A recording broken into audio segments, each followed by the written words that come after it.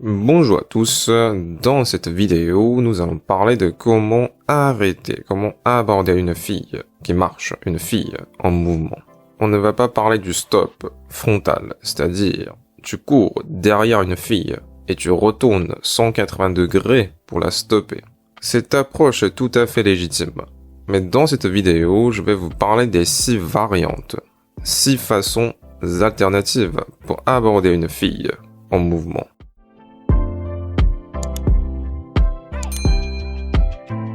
Avant toute chose, il faut comprendre que il y a 2 facteurs à prendre en compte quand on veut aborder une fille. Ces 2 facteurs vont déterminer comment est-ce qu'on va l'aborder.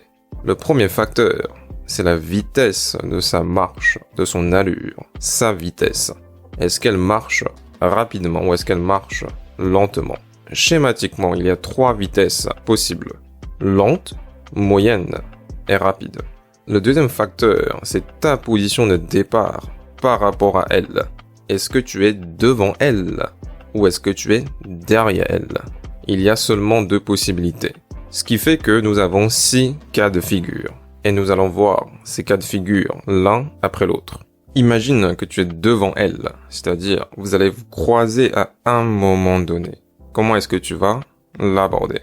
La première chose à faire, c'est de te positionner dans un couloir adjacent au sien, quand on marche sur le trottoir. En fonction de la largeur du trottoir, il y a plusieurs couloirs imaginaires. Chaque personne occupe un couloir. Et donc, la première chose à faire, c'est de te positionner dans un couloir adjacent pour qu'il y ait une collision tout à l'heure. Vous allez vous croiser à un moment donné. Parce que si le trottoir est large et si tu es à l'autre extrémité du trottoir, il ne va pas y avoir de collision et tu vas avoir de la difficulté pour l'aborder. Ça, c'est la première chose. Et imagine qu'elle marche lentement. Ce que tu vas faire, c'est de t'arrêter en même temps que tu commences à parler, avant qu'elle arrive à ton niveau, c'est-à-dire avant que vous vous croisez littéralement. Tu dois commencer à parler lorsqu'elle est 45 degrés devant toi, que ce soit à gauche ou à droite. Ici, ce qui est important, c'est que tu dois t'arrêter en même temps que tu commences à parler pour capter son attention. Excusez-moi. Ou excusez-moi, j'ai une question. C'est important parce que tout à l'heure, quand on est derrière elle, c'est pas le même mécanisme. Gardez ça en tête. Le deuxième cas de figure, c'est lorsque tu es devant elle et elle marche avec une vitesse moyenne. C'est exactement le même mécanisme. Tu te positionnes dans un couloir adjacent. Tu t'arrêtes et tu commences à parler quand elle est 45 degrés devant toi. La seule différence, c'est que quand elle marche lentement, elle va s'arrêter instantanément pour t'écouter. Mais si elle marche avec une vitesse moyenne, et en raison de l'inertie, elle ne va pas s'arrêter. Elle va s'arrêter seulement à 0 degré par rapport à ta position. Elle va encore avancer un tout petit peu. Imagine maintenant qu'elle marche rapidement et que tu es devant elle. C'est exactement le même mécanisme, sauf que cette fois-ci, elle va s'arrêter 45 degrés derrière toi, ce qui fait que tu vas devoir te retourner un tout petit peu pour lui parler. Mais le cas de figure le plus complexe, c'est lorsqu'elle marche rapidement. Ici, tu as 3 solutions. Soit tu peux l'arrêter avec ce mécanisme, soit tu ne l'abordes pas, parce que les filles qui marchent rapidement ont moins de probabilité de s'arrêter que celles qui marchent lentement. Et la troisième solution, c'est que tu vas la laisser passer et te retourner et courir derrière pour la rattraper. Et ça nous sert de transition. On va justement parler des cas de figure où tu es derrière elle maintenant. Ok, imagine que tu es derrière elle maintenant et qu'elle marche lentement.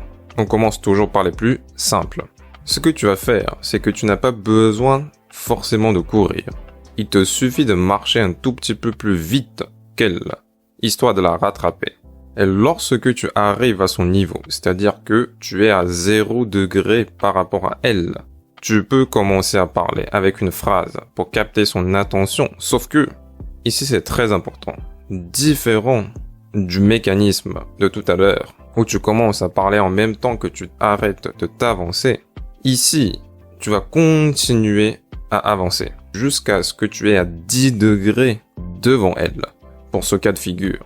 L'idée ici, c'est que tu dois être complètement dans son champ de vision pour qu'elle s'arrête. C'est pourquoi même si quand tu commences à parler, ton corps avance encore.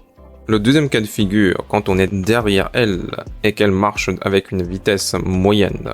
Dans ce cas, tu peux faire une petite course pour la rattraper. Et c'est le même mécanisme. Tu commences à parler quand tu arrives à son niveau, mais tu n'arrêtes pas de t'avancer. Tu vas te positionner à 20 degrés devant elle. C'est lorsque tu es à 20 degrés devant elle que tu vas t'arrêter.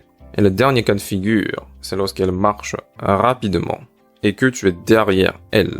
Ici, tu vas devoir faire une course plutôt énergétique pour être à son niveau. Et c'est le même mécanisme. Tu commences à parler quand tu arrives à son niveau, mais tu n'arrêtes pas de t'avancer. Tu vas t'arrêter lorsque tu es à 30 degrés devant elle. Donc, vous avez compris, en fonction de la vitesse de sa marche, on va se positionner plus ou moins devant elle. On va jouer sur l'amplitude avec laquelle on va se positionner. Parce que s'il n'y a pas suffisamment d'amplitude, elle ne va pas s'arrêter. Voilà les 6 façons variantes pour arrêter, pour aborder une fille en mouvement. Il y a notamment 2 facteurs à prendre en compte. C'est sa vitesse et ta position de départ par rapport à elle. Donc la prochaine fois où tu vois une fille qui marche, tu vas pouvoir l'aborder en prenant en compte ces 2 facteurs.